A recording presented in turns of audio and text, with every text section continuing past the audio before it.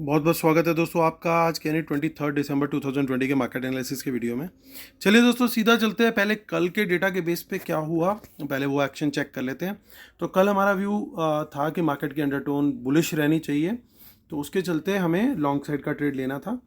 तो मॉर्निंग में जब मार्केट खुला तो निफ्टी ने पहले एक खुलने के बाद एक डिप लिया, यानी कल की क्लोजिंग से भी नीचे आया। उसके बाद यहाँ पे एक उसको रेजिस्टेंस मिली थी जिसके चलते वो सेलिंग आई थी। जब ये लेवल जब टूटा तो हमारे को यहाँ पे लॉन्ग में एंट्री लेनी थी और यहाँ का स्टॉप लॉस रखना था और हमने यहाँ से ट्रेड करना था लॉन्ग साइड का।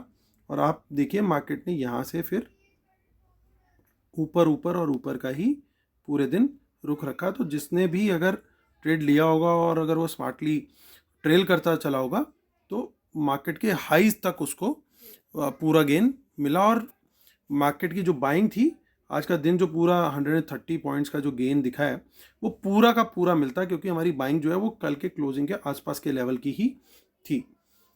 एक तो ये डबल कंफर्मेशन भी था कि प्राइस एक्शन में भी वो लेवल ब्रेक हुआ था, प्लस दूसरा प्लस का क्लोजिंग प्राइस भी ब्रेक हुआ। तो प्राइस एक्शन में बड़ी अच्छी कंफर्मेशन थी ये यहाँ पे एंट्री लेने की। और छोटा सा स्टॉप लॉस रखना था हमारे को इस लेवल का जो मॉर्निंग में आज मार्केट ने लो रखा था। तो उम्मीद करता हूँ आप लोगों ने फॉलो किया होगा ट्रेड को। प्लीज़ कमेंट करके ज़रूर शेयर कीजिएगा। चलिए दोस्तों सीधा आज का डेटा देखते हैं और आज मार्केट में क्या हुआ एनालाइज करने की कोशिश करते हैं। तो रिटेलर के लॉन्ग्स इंडेक्स फ्यूचर्स के निकल गए हैं, लेकिन बाकी जगह उन्होंने स्टॉक फ्यूचर को छोड़ दे तो बियरिश पोजीशन ली है। डीआईएस ने भी थोड़ा और आज सेलिंग करी है। एफआईज ने आज पंप एंड डंप की स्ट्रेटेजी अपनाई है, क्लियरली माल चिपकाने की कोशिश करी है। प्रोज ने भी मोस्टली बुलिश पोजीशन ली है। तो चलते हैं अब सीधा नेट पोजीशन चेक करते हैं ताकि हम कल का प्रोबेबल मूव क्या हो सकता है वो एनालाइज करने की कोशिश करें। परसों तक 29,000 कॉन्ट्रैक्ट उनके शॉर्ट थे, कल तक 34,000 हो गए और आज फाइनली हिम्मत हार गए रिटेलर्स और अपने शॉर्ट्स उन्होंने कवर किए हैं। ये देखिए और लॉन्ग में भी आ गए हैं। उनकी बाइंग आज एक ही दिन में 25,000, या आई थिंक पिछले काफ़ी दिनों का हाईएस्ट नंबर है 25,000 कॉन्ट्रैक्ट एक दिन में बाय करना, चाहे वो क्लोजिंग शॉर्ट हो चाहे वो एडेड लॉन्ग्स हो, ये दोनों का मिला के this is the highest number for last so many days. ये एक बड़ी चीज़ है। उसके बाद लेकिन हम देखें तो एफआईज ने अपना माल जो है वो चिपकाया क्लियरली 61,000 से, अब वो 48,000 पे आ गया। तो काफ़ी दिन बाद ये 50,000 के नीचे आए हैं। अगर ये अपनी पे आए तो इनको 1 या 2 दिन से ज़्यादा नहीं लगेंगे ये बाकी के 48,000 भी डिस्ट्रीब्यूट करने में। लेकिन वो होगा कि नहीं अभी हम कंक्लूजन में ट्राई करेंगे उसको असेस करने की। और देखिए इंडेक्स कॉल के लॉन्ग जो हैं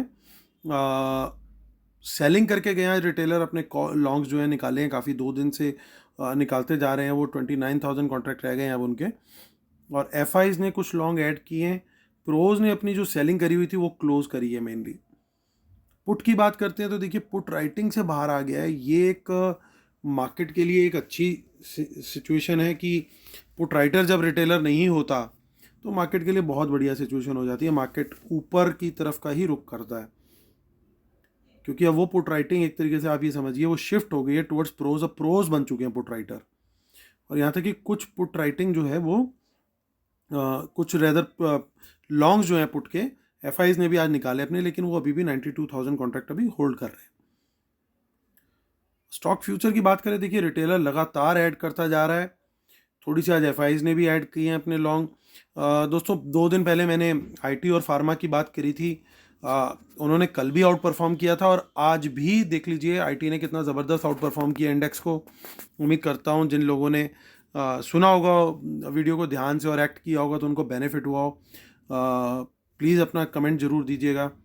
और स्टॉक कॉल्स की बात करते देखिए आज थोड़ी सेलिंग करके गए हैं रिटेलर। प्रोज ने बाइंग करी है, पुट बाय करके गए हैं सरप्राइजिंगली, और प्रोज ने उसको बाय किया है, माफ़ कीजिएगा सेल किया है। चलिए अब हम चलते हैं और देखते हैं एनएससी की साइट पे। तो पंप एंड डंप के लिए देखिए नीयत पता लगती है इंसान की। तो आज जो ये कैश की बाइंग है वो सिर्फ और सिर्फ पंप करने के लिए थी ताकि इनके इंडेक्स फ्यूचर्स निकाल सकें। इसलिए आज देखिए मीनिंगफुल नंबर नहीं निकल के आया, सिर्फ 536 करोड़ का नंबर है। यानी अब इन लेवल्स पे एफआईज भी थोड़ा सा निकलने के मूड में दिख रहे हैं। और देखिए बाइंग कौन कर रहा है फिर, बाइंग बैलेंस बाइंग जो है ऑलमोस्ट 800 करोड़ की करी है रिटेलर ने, क्योंकि डीआईएस पूरा करके गए हैं सेल।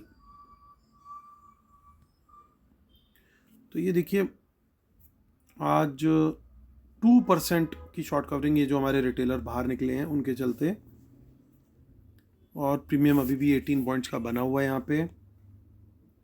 पुट राइटिंग हमने देखा कि अब प्रोज ने करी है तो एक अच्छे सपोर्ट का काम करनी चाहिए, तो 13,500 बहुत अच्छे सपोर्ट का काम करेगा, और सेकेंडरी सपोर्ट हमारी रहेगी 13,600 के लेवल पे।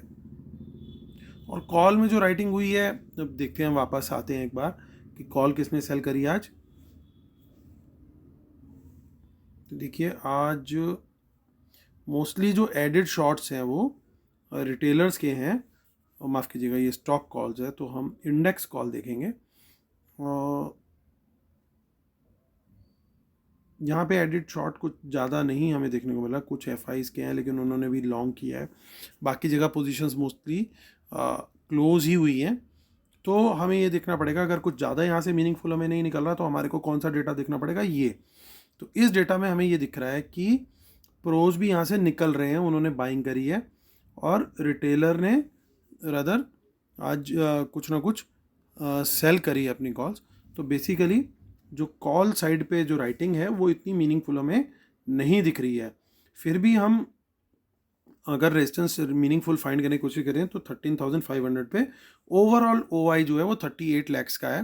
तो यहाँ पे एक हमारे को थोड़ा सा रेजिस्टेंस आ सकता है, लेकिन वो इतना ज़्यादा स्ट्रॉन्ग नहीं होगा जितनी की सपोर्ट दिख रही है हमें पुट साइड पे।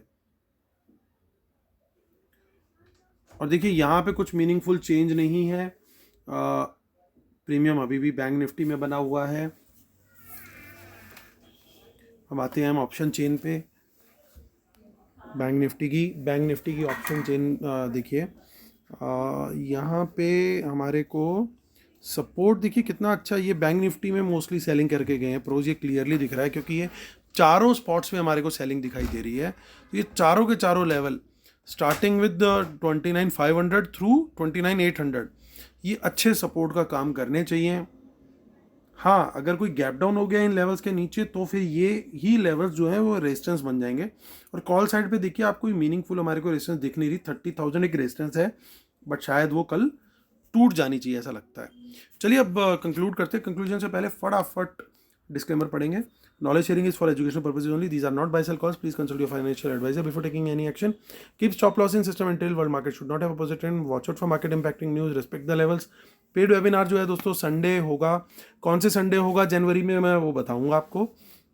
मीनवाइल आप अपनी सीट ब्लॉक कर सकते हैं, खाली एक ईमेल डालना है आपको amitdhamija1@gmail.com, क्योंकि जब सीट्स फुल हो जाएंगी तो मैं पहले जिन लोगों ने मेल डाला होगा सिर्फ उन लोगों को ही पेमेंट का ऑप्शन दूंगा। उसके बाद उनमें से अगर कोई नहीं करता है पेमेंट तो ही फिर आगे वो सीट फॉरवर्ड करी जाएगी।